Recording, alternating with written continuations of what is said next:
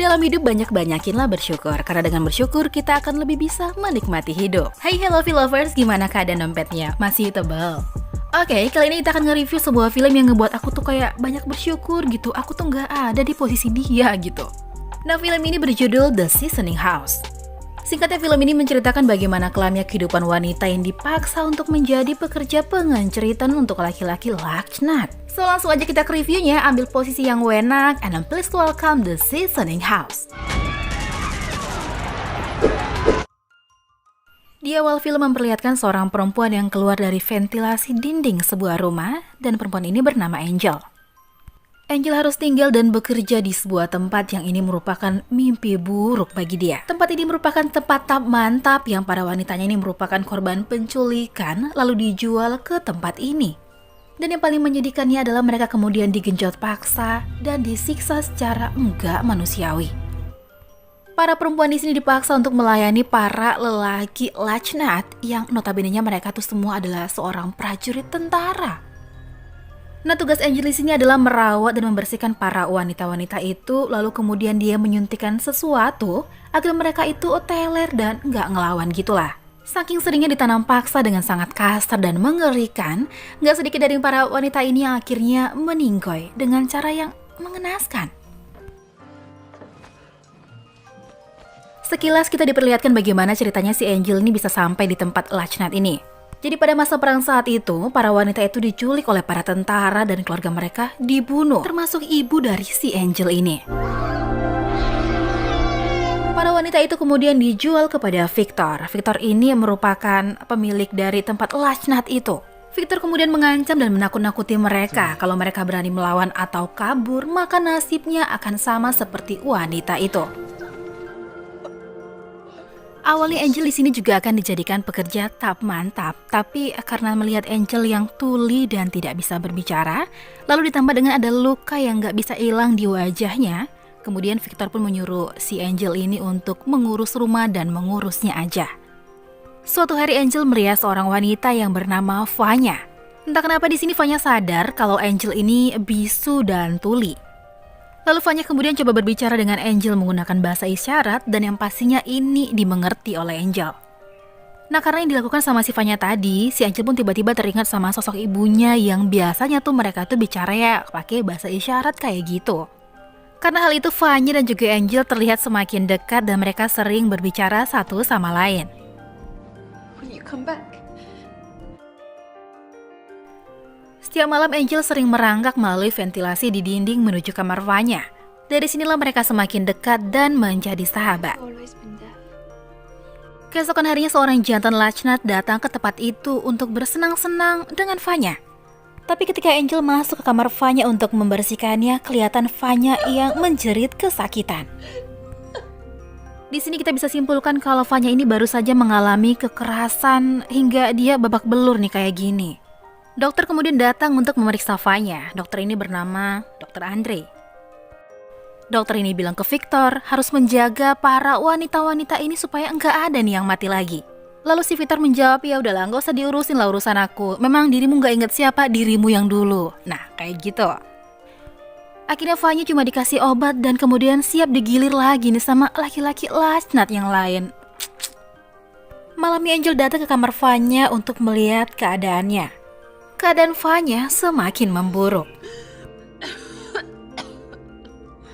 Lalu tiba-tiba terdengar suara langkah kaki menuju kamar Vanya. Tapi untunglah si Angel sudah berhasil keluar melalui ventilasi saat Victor masuk ke kamar itu.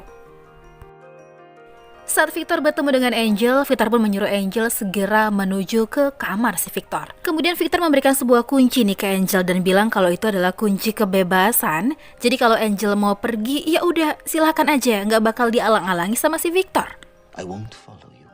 Tapi setelah memberikan kunci itu, ya namanya juga Victor ya pikirannya kotor, dia pun segera maki si Angel. Angel pun nggak luput ya dari kebiadaban para laki-laki laknat ini. Keesokan paginya Angel kembali ke kamar Vanya untuk mengecek keadaannya. Dan karena Angel merasa iba sekali sama Vanya, dia pun memberikan kalung keberuntungannya ke Vanya berharap Vanya akan baik-baik saja. Bersama dengan itu, hari ini Victor kedatangan tamu. Nah, dia adalah teman si Victor yang bernama Goran. bersama dengan adiknya yang bernama Yosef dan anak buahnya yang lain yang bernama Rodivan, Makro dan juga Ivan. Yang nyatanya orang-orang ini adalah tentara yang dulunya itu menculik Angel dan membunuh keluarga dari si Angel ini. Victor dan Goran masuk ke ruangan Victor untuk membicarakan sesuatu hal yang penting, sedangkan anggota yang lainnya bersenang-senang pastinya sama cewek-cewek di situ. Di sini Goran dan Victor membicarakan masalah bisnis Lachnat mereka ini. Di mana si Goran bilang sama Victor kalau belakangan ini bisnis mereka itu nggak lancar dan Victor sedikit ngasih uang ke Goran. Dan ditambah lagi bisnis Lachnat mereka ini sudah tercium oleh sebuah intelijen pemerintah dan ini Goran salahkan ke Victor karena Victor nggak becus mengurus ini semua. Us. Victor betray us. Sementara itu Angel sedang mengendap-endap masuk melalui ventilasi menuju kamar Vanya untuk melihat keadaannya. Tapi ternyata di kamar Vanya terlihat sudah ada Ivan yang udah siap-siap nih mau ngegenjot si Vanya. Vanya yang sudah memang awalnya itu sakit makin dikasarin kayak gitu dan itu akhirnya ngebuat Vanya meninggoy. Angel pun yang sudah ada di balik ventilasi yang dari tadi memperhatikan peristiwa itu pun kasihan sama Vanya dan akhirnya memberanikan diri keluar dari ventilasi dan pelan-pelan mendekati mereka yang akhirnya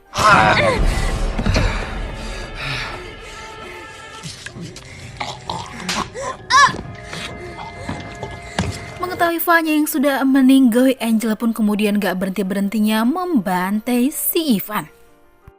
Mendengar keributan, Goran dan lainnya pun mencoba masuk ke kamar Ivan dan setelah mereka masuk, mereka menemukan Ivan dan juga Vanya sudah terkulai lemah, tak berdaya. Nah di sini Goran curiga nih kalau memang Angel yang ngelakuin ini, ditambah dengan dia mendengar suara di dinding dan dia langsung menembaki dinding. Karena geram anak buahnya meninggoy ini, akhirnya si Goran juga menembak satu wanita di tempat itu.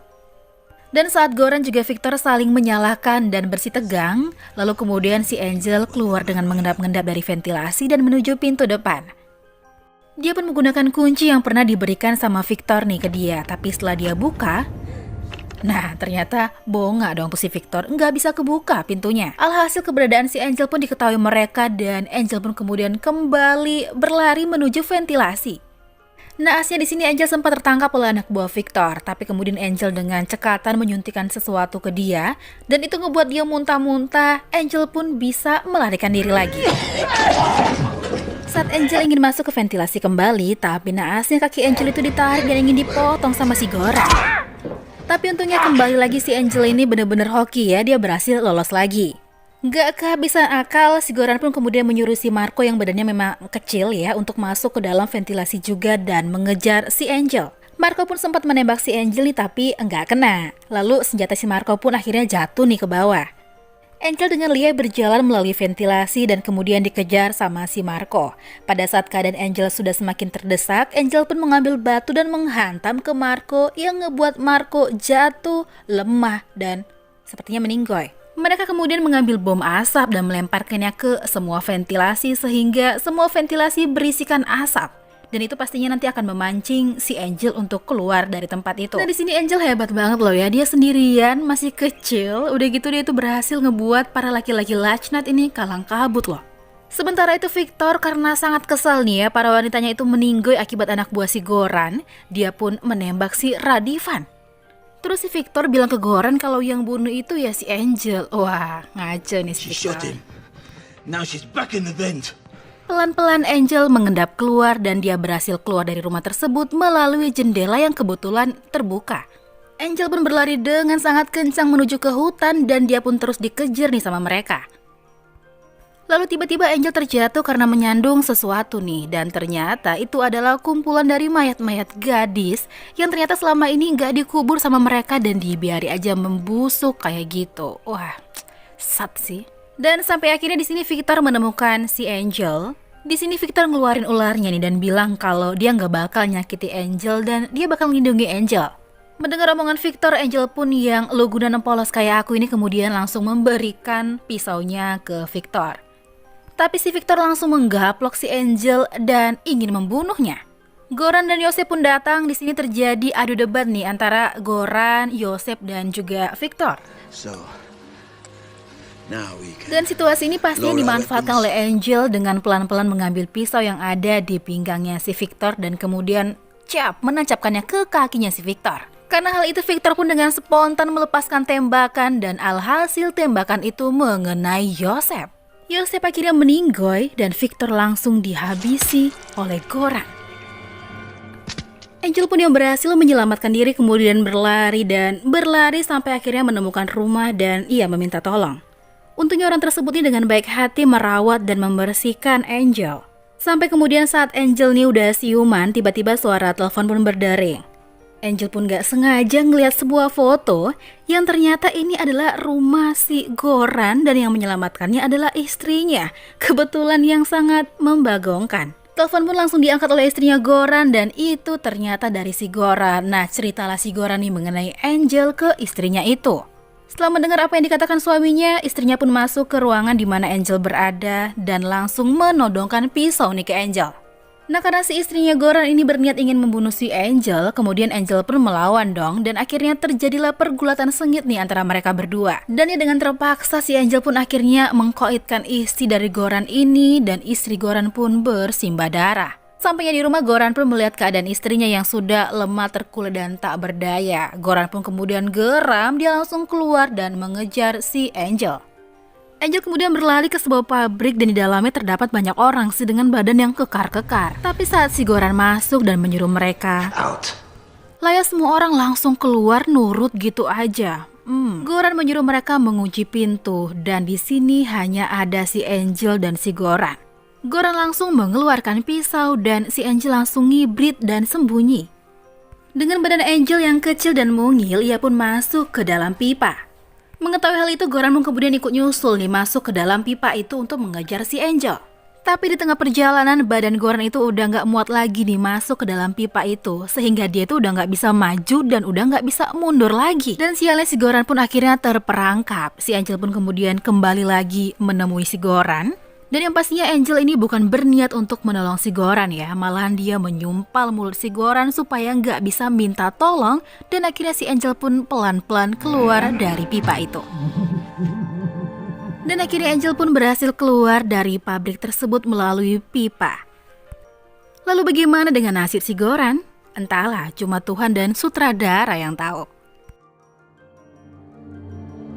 Akhirnya Angel pun berlari ke sebuah rumah dan diselamatkan oleh orang tersebut. Dan ternyata rumah itu adalah rumah si Andre, dokter yang pernah datang ke rumah Victor. Lalu film pun tamat.